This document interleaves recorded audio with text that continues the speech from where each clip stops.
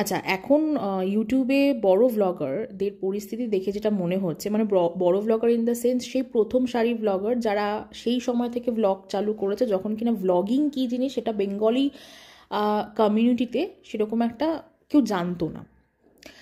এবার তাদের অবস্থা দেখে একটা কথাই মনে পড়ছে, সেটা হলো ছোটোবেলায় যখন পড়াশোনা একটু হলেও ফাঁকি মারতাম, তখন আমার মা বারবার এক কথা বলতো যে তুই ফাঁকি কাকে মারছিস, ফাঁকি তুই নিজেকেই মারছিস, কারণ রেজাল্ট খারাপ হলে ক্ষতি তোর হবে, আমাদের কিছু হবে না।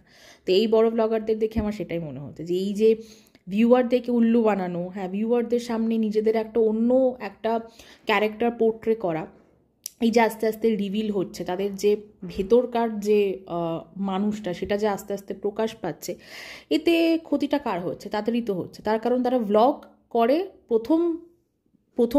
প্রথম পয়েন্টটাই হচ্ছে তারা ভ্লগ করে নিজেদের জন্য, ভিউয়ারদের জন্য নয়। তার কারণ এই ভ্লগ থেকে তাদের একটা মনিটারি গেইন হচ্ছে।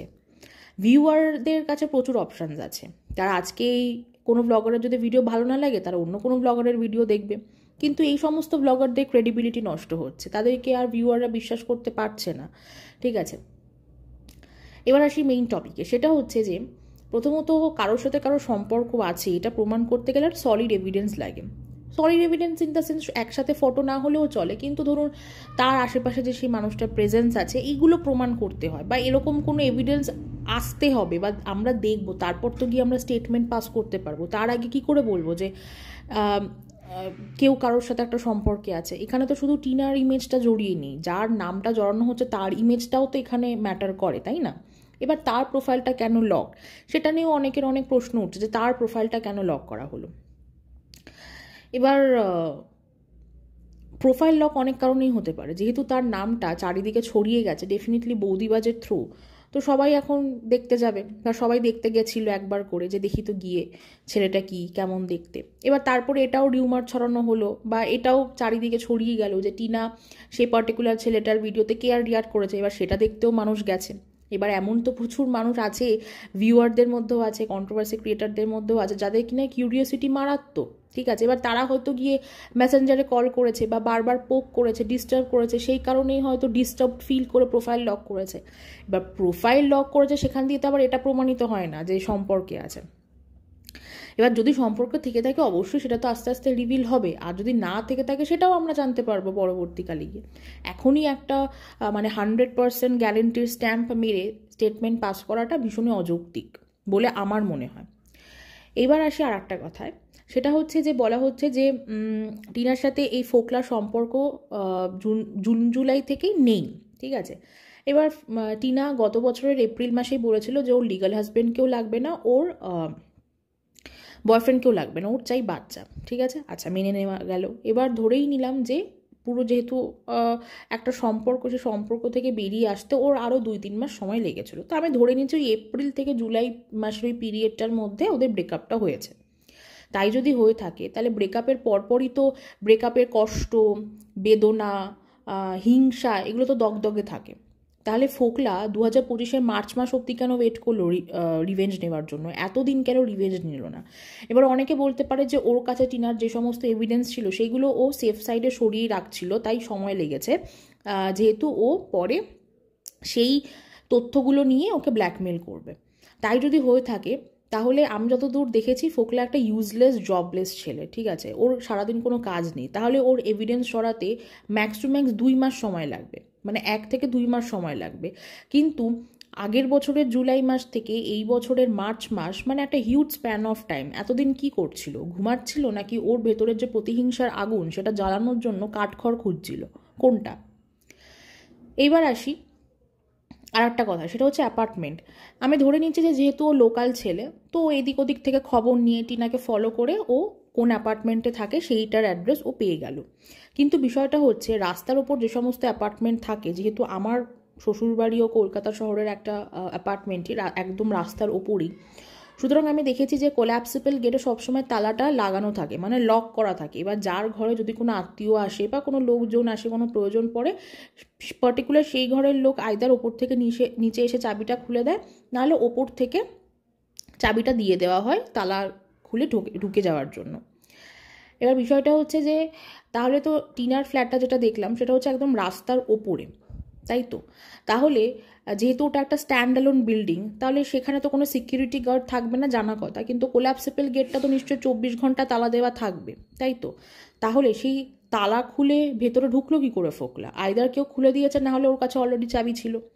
আর যদি এইটা কেউ বলে, বা এইটাও যদি আমি ধরে নিই যে এমন প্রচুর ফ্ল্যাট আছে যেখানে কিনা 24 ঘন্টা তালা দেওয়া থাকে না, রাত্রিবেলায় একমাত্র তালা দেওয়া হয়, তাহলে সেদিক দিয়ে দেখতে গেলে তো ওই অ্যাপার্টমেন্টের যে সেক্রেটারি, তার নিজেদের সিকিউরিটির কথাও ভাবা উচিত। এখানে তো শুধু তাহলে টিনার সিকিউরিটি ম্যাটার করছে না, টিনা তো ওখানে ভাড়া থাকে, ওর আজকে হবে না, ও কালকে ছেড়ে চলে যাবে, কিন্তু যারা ওখানে পার্মানেন্টলি থাকে তাদের নিজেদের সিকিউরিটির কথা ভাবা উচিত, এবং তাদের 24 ঘন্টা তালা দিয়ে রাখার একটা প্রভিশন শুরু করা উচিত। আচ্ছা, এবার আসি দরজা ধাক্কানোর কথা, যে দরজার বাইরেও হুজ্জুতি করছিল, নোংরামো করছিল, চেঁচামেচি করছিল। ব্যাপারটা হলো যে ফোকলা জানলো কি করে যেটা টিনা কোন ফ্লোরে থাকে? কি করে জানলো? আর তারপরেও সেই পার্টিকুলার ফ্লোরে কত নম্বর ফ্ল্যাটে থাকে সেটাও কি করে জানলো? কারণ একটা অ্যাপার্টমেন্ট বিল্ডিংয়ে তো মাল্টিপল ফ্লোরস থাকে, মাল্টিপল ফ্ল্যাটস থাকে, তাই না? এবার কে কোন ফ্ল্যাটে আছে, কোন ফ্লোরে আছে, সেটা একটা বাইরের মানুষের জানার কথা তো নয়।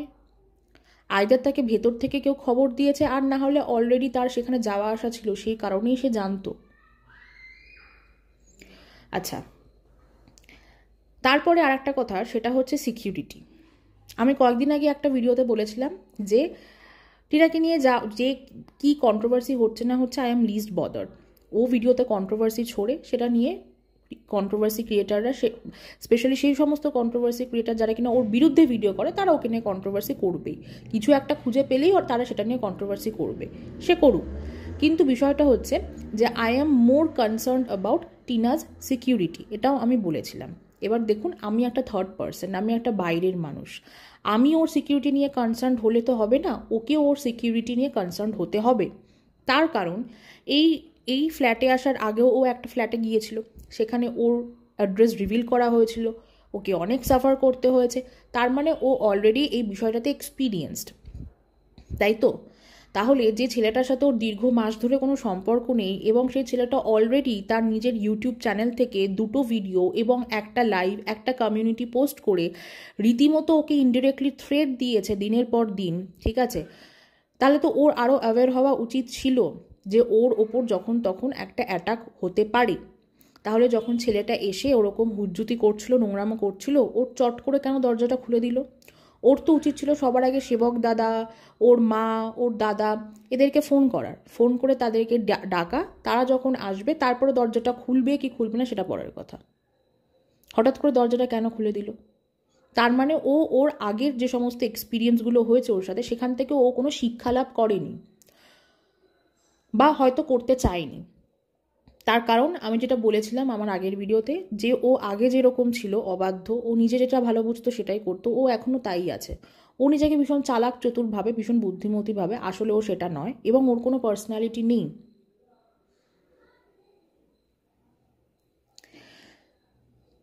এবার আসি টাকা পয়সার কথায়, এবং না, তার আগে আসি সোশ্যাল মিডিয়া হ্যান্ডেলের কথা। দীর্ঘ মাস ধরে যদি সম্পর্ক থেকে না থাকে, যখন ওর ব্রেকআপ হয়ে গেল, তখন সঙ্গে সঙ্গে কেন সোশ্যাল মিডিয়া হ্যান্ডেলের পাসওয়ার্ডগুলো চেঞ্জ করলো না? তার কারণ ব্রেকআপটা হয়েছে নিশ্চয়ই কোনো কারণে ব্রেকআপ হয়েছে, তাই তো? নিশ্চয়ই কোনো অবিশ্বাসের জায়গা তৈরি হয়েছিল, বনিবনা হচ্ছিল না, সেই কারণেই ব্রেকআপ হয়েছে। এবং আমরা এটাও শুনেছি যে এই ফোকলা যখনই ওকে টাকা দেওয়া হতো না, সঙ্গে সঙ্গে অন্য আর একজন কন্ট্রোভার্সি ক্রিয়েটারকে ফোন করে নালিশ করতো, তাই তো? তার মানে একটা ঝামেলার জায়গা সৃষ্টি হয়েছিল, সেখান থেকে ব্রেকআপটা হয়েছিল। তাহলে ওর তো ব্রেকআপের পরপরই উচিত ছিল দেন অ্যান্ড দেয়ার সঙ্গে সঙ্গে সোশ্যাল মিডিয়া হ্যান্ডেলের পাসওয়ার্ডগুলো চেঞ্জ করে ফেলা। কেন করা হয়নি? আর যদি এরকমই হতো, যেটা রুনা আন্টি তার ভিডিওতে বলেছে, যে ক্লোন, যে ফোকলা ওর সোশ্যাল মিডিয়া একটা পার্টিকুলার ইউআরএল এর দ্বারা ওর সোশ্যাল মিডিয়া হ্যান্ডেল, ওর হোয়াটসঅ্যাপ, এগুলো সব ক্লোন করেছে, তাহলে ওর তো সঙ্গে সঙ্গে উচিত ছিল সেইগুলো ডিঅ্যাক্টিভেট করে দেওয়া, করে নতুন করে আর একটা পেজ বা একটা হোয়াটসঅ্যাপ অ্যাকাউন্ট ক্রিয়েট করা। ওর যা ফেস ভ্যালু আছে তাতে করে ওর ওই সোশ্যাল মিডিয়া হ্যান্ডেলে ফলোয়ার্স, হোয়াটসঅ্যাপে তো ম্যাটার করে না, সোশ্যাল মিডিয়া হ্যান্ডেলে ফলোয়ার্স হতে বেশি সময় লাগতো না, তাহলে ও ডিঅ্যাক্টিভেট কেন করেনি? টিনা শর্টস চ্যানেলটা এত মাস পরে এসে কেন ও সমস্ত ভিডিও প্রাইভেট করে দিল? আর প্রাইভেট কেন করলো, ডিলিট কেন করলো না? তাও ধরে নিচ্ছে সেটা যেহেতু হয়তো মনিটাইজড, সেখান থেকে নিশ্চয়ই কিছু রেভিনিউ আসে, তাই ও প্রাইভেট করেছে। এত মাস পরে এসে কেন প্রাইভেট করলো? তখন সঙ্গে সঙ্গে কেন প্রাইভেট করা হলো না? একটা মানুষের যখন ব্রেকআপ হয় সে তখন থেকেই চেষ্টা করে একটু একটু করে মুভ অন করার, কিন্তু আমি তো এখানে দেখছি মুভ অন করার প্রক্রিয়া এখন হচ্ছে। এত মাস কোনো মুভ অন করার প্রক্রিয়াই হয়নি। কেন হয়নি?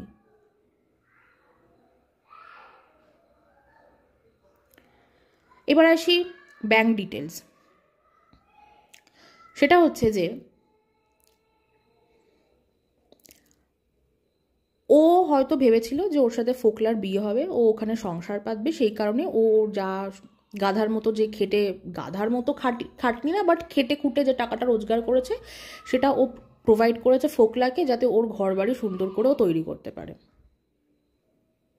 এবার এটাও বারবার উঠে আসছে যে অনেক সময় ও টাকা দিত না, ঠিক আছে, চাইলে ও দিত না, যেটা নিয়ে গন্ডগোল হতো ওদের মধ্যে। তাহলে অনিচ্ছা সত্ত্বে যদি এত টাকা দেওয়া হয়, যেটা দিয়ে কিনা বাড়িঘর রং হয়ে যায়, টাইলস বসানো হয়ে যায়, ইচ্ছা থাকলে তাহলে ভাবতে পারছে না আরও কত কিছু দিতে পারতো, মানে কত টাকা আরও তাহলে যেত।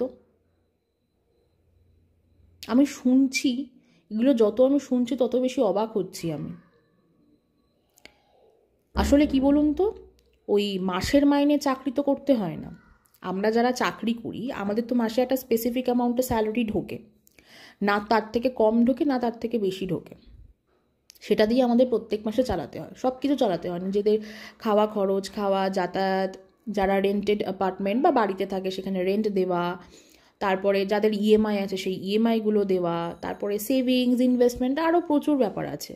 সেই লিমিটেড স্যালারি দিয়েই আমাদের করতে হয়, যার যত মাইনেই হোক না কেন, তার থেকে বেশি আসার কোনো চান্স থাকে না।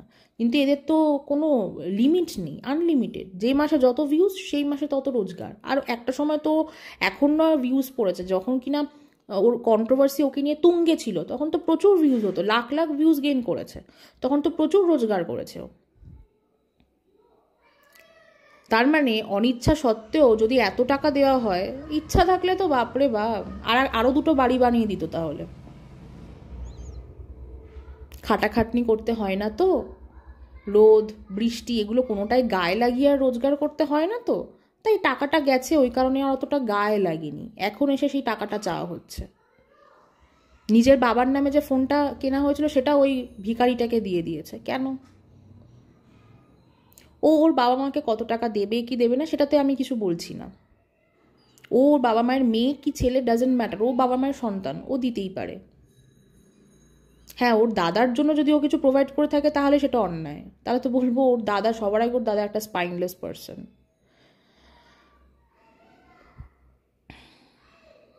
বুঝি না, মানে এই ভ্লগাররা, এদের কাছে এটা একটা ইজি আর্নিং সোর্স হয়ে গেছে বলে এরা এই টাকার মূল্যটাই বোঝে না। ভগবান দিয়েও দেখে, ভগবান নিয়েও দেখে। ভগবান কি এত সুযোগ বারবার দেবে? ও একটা ভুল করেছে, সেখান থেকে বেরিয়ে এসে ওকে আর একটা সুযোগ দিয়েছে মাথা তুলে দাঁড়ানোর, সেই সুযোগটাও এভাবে মিসইউজ করা। আর কত সুযোগ পাবে ও?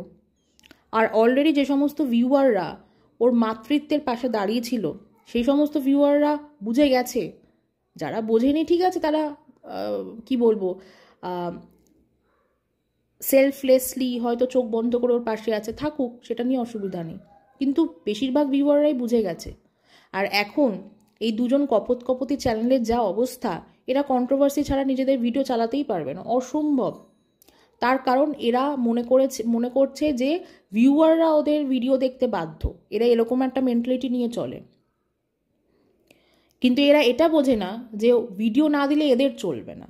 ভিউয়ারদের কিছু যায় আসে না ভাই, কিচ্ছু যায় আসে না। যাই হোক, এখন এটাই প্রমাণিত যে এরা কন্ট্রোভার্সি চায়, ঠিক আছে, দুইজনেই কন্ট্রোভার্সি চায়। টিনাও যে কন্ট্রোভার্সি চায় না তা একেবারেই নয়, না হলে ও এত কিছু বলছে। আমি কোনোদিন ওর ছেলের বিষয়টা নিয়েও কি করবে না করবে সেটা তো আমি কোনোদিন জিজ্ঞেস করিনি। তবে আজকে গিয়ে আমার কোথাও গিয়ে মনে হচ্ছে যে ও ছেলের বিষয়টাও কেন বলে না, আমার যথেষ্ট সন্দেহ আছে কেন বলে না। না লিগাল কি প্রসিডিওর চলছে চলছে সেগুলো কেউ বলতে বলছে না, সেগুলো ভিউয়াররা জেনে কি করবে, কিন্তু কিছু তো বলুক ভাই, কিছু তো বল।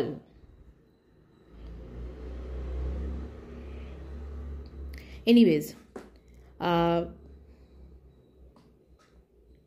আমার এই বিষয়ে কারেন্টলি কিছু বলার নেই, তার কারণ আমি মনে করি যার আটে হয় না তার আশিতেও হয় না, ঠিক আছে।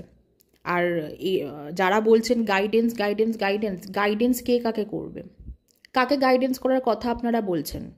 এমন একটা মানুষকে গাইড করার কথা বলছেন যে নিজে যেটা ভালো বোঝে সেটাই করে, অন্যের কথাকে পাত্তাও দেয় না, তাকে বলছেন? এইসব মানুষদেরকে গাইডেন্স দিয়ে কোনো লাভ নেই, গাইড করে কোনো লাভ নেই। এরা নিজেদের তৈরি করা গর্তে পড়ে তারপরে শিখবে, তাছাড়া কারোর কথা শোনার মতো মানুষ এরা নয়, কেউই না। Not only about Tina, her legal husband also. এরা সব এক গোয়ালের গরু, মানুষের ইমোশনটাকে এনক্যাশ করে এতদিন চলেছে, দ্যাটস ইট। যাই হোক, আমার ভিডিওটা এত অবধি থাকলো, সবাই খুব ভালো থাকবেন, থ্যাংক ইউ।